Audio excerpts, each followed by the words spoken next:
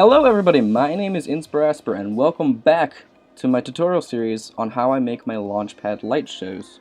Now if you haven't seen part 1, go ahead and click right here. If you have, welcome back, this is part 2. If you have seen part 1, then you have correctly set up your Launchpad and everything and we should be good to go.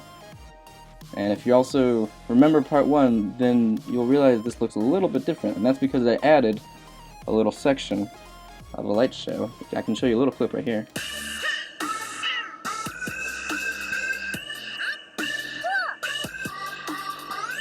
And I actually made this whole segment right here within an hour. If you want to see the full result, there's a video I will also put right here. You can click, you can watch it. And I made all of this within an hour. This is a video of a time lapse of me making this. And at the end you can see the final result. But I just wanted to put it within this project because since this is the tutorial series, this is kind of an end goal kind of a thing. You'll end up knowing how to make something like this. That's the end result. So, jumping right into it. I'm going to go ahead and start off by trying to explain how I think of light shows. One way to think of light shows is that each of these, every button you put in, or little red square, is a light. And then every time this little bar moves across the screen and hits the beginning of these bars is when they light up. So in a sense, you can almost think of each segment as a frame.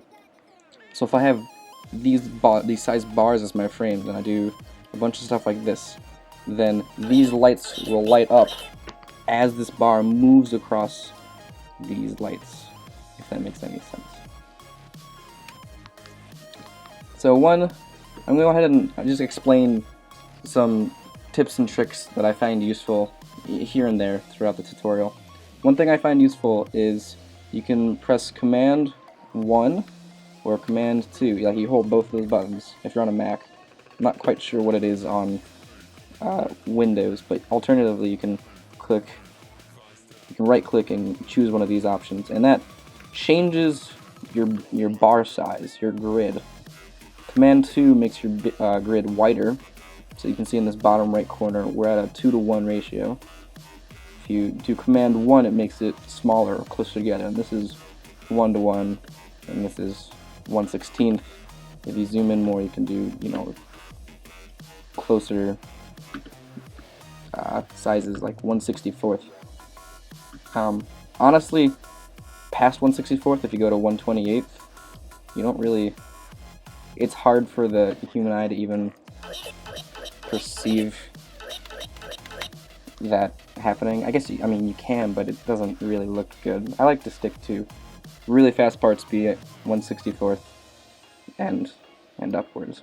Anyways, so if you hold Command 1, it makes the grid smaller, and if you hold Command 2, it makes it bigger. Now this is useful because once you end up clicking in, your lights right here, they snap to whatever size grid you make automatically.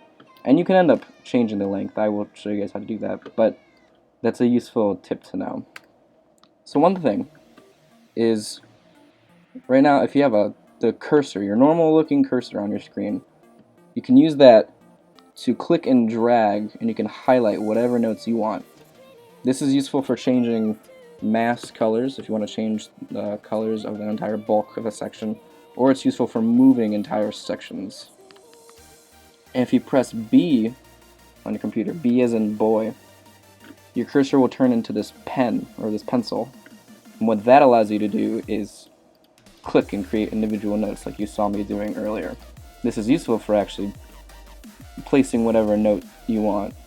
So you can use these two interchangeably by pressing B to get your pencil, and then press B again. It switches back and forth, and you can click and drag and move wherever you want.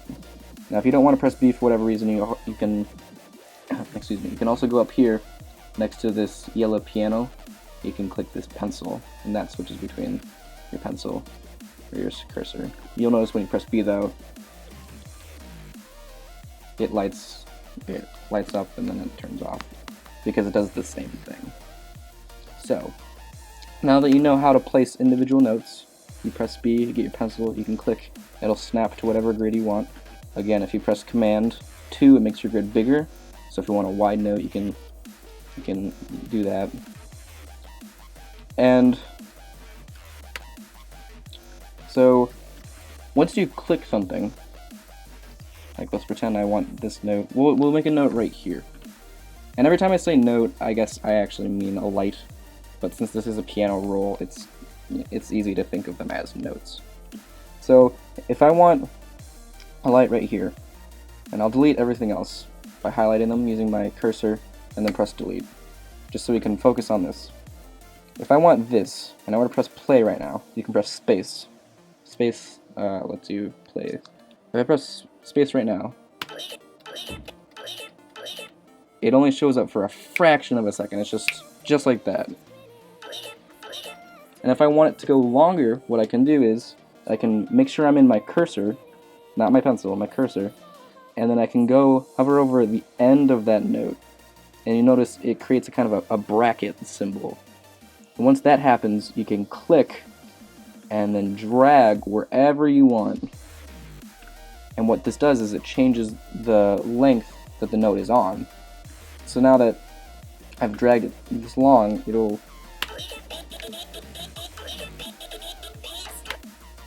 go as long as I had told it to, and then once it hits the point, once this line passes the point of when it's, the ending point, then that's when it turns off. So that's a useful tip. You can also do that at the front of each note. If you hover over the front, and that can change when it starts. And now we're going to talk about how to actually think of the lights themselves. One way you could do is you could picture some light effect. And then the cool part is you can just focus on the notes that you, or the squares, the pads that you want within that light effect, and then you can just draw them in.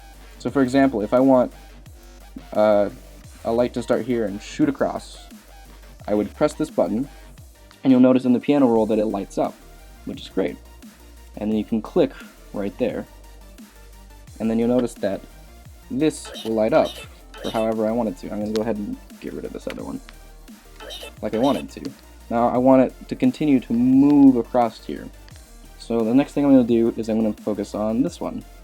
I want this one to light up once this one's done. So again, this light will turn off once this end point, once the bar passes this end point. So I'm going to go ahead and put the starting point of my next light at the end. You can kind of think of them as frames side by side. Like, so once this goes and then stops, this one will go and then stop. And then I'm going to want to put another one here. And then here. You can notice these will light up red when you touch them. And then now I'm going to want it to move to here, here, here, here. And when you play it, you notice it shoots across. So that's the basics of the lights effects themselves. You can have it shoot across.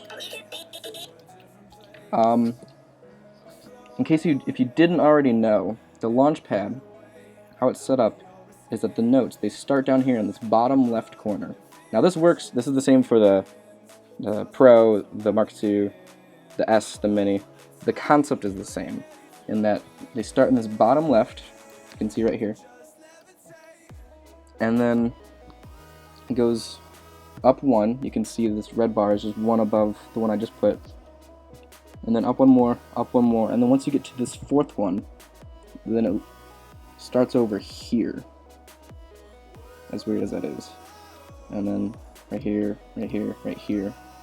And you'll notice that in this piano roll, get rid of these, if you have this straight line going up like this, then it'll cover the entirety of the Launchpad. And I'm gonna, again, don't worry, I'll teach you guys how to do those, what I just did, the tips and tricks, like to speed up the process. But you'll notice that every time you go up one on the piano roll, it goes one over, and then after 4 it repeats here, after 4 it repeats, until it gets up to here, and then it starts the pattern here again. So you could either think about wherever you want your lights to go. For example, if you want a light to start in this corner and you want it to shoot up diagonally, you can individually touch each note. You can press here, you can press here, you can press here, here, here, here, here, here, and that'll get exactly what you wanted. Or you can know the pattern and then memorize that, and that can help you with your lights themselves. One thing I forgot to mention is I highly recommend you guys use this following tool. Up in this top left of the piano roll, you notice there's this little headphone icon. Normally, when you load up a session in Ableton, it will default be gray. I recommend you click it so that it's blue. And what this does is when you're making your light effects and you're clicking and you're making your lights go wherever you want them to be, this little orange bar you'll see when you click around, this orange bar right here will show you where you're currently at. Now, the cool part of when this blue icon is on is that when, let's say you want to like light up this entire row all at the same time within all one frame, you'll notice that it lights up these blue bars right along that orange vertical bar. If this tool was turned off and I did this, you notice they're not there. And so that is useful if you're working all the way over here or something, and you have different lights on. Pretend I want these for whatever reason. I could like go in this horizontal line and I'm gonna have to track it all the way over here and click it and find this one, track it all the way over here. And it's just such a pain to track it to exactly where you want. But if this blue icon is on, then whenever you press the lights you want, it shows up exactly where you click. So if I want these 4 on, it will have these blue bars right exactly where I want them to be, and I don't even have to track or anything. And then if you move over, it'll follow you wherever you move, so you know your exact frame, which I think is useful. So I think that's going to be it for this part of the tutorial. Next part, I'm going to want to definitely cover how to easily copy and invert and reverse segments of your light shows to give symmetrical effects, or maybe a reversed effect, as well as changing the speed of your lights.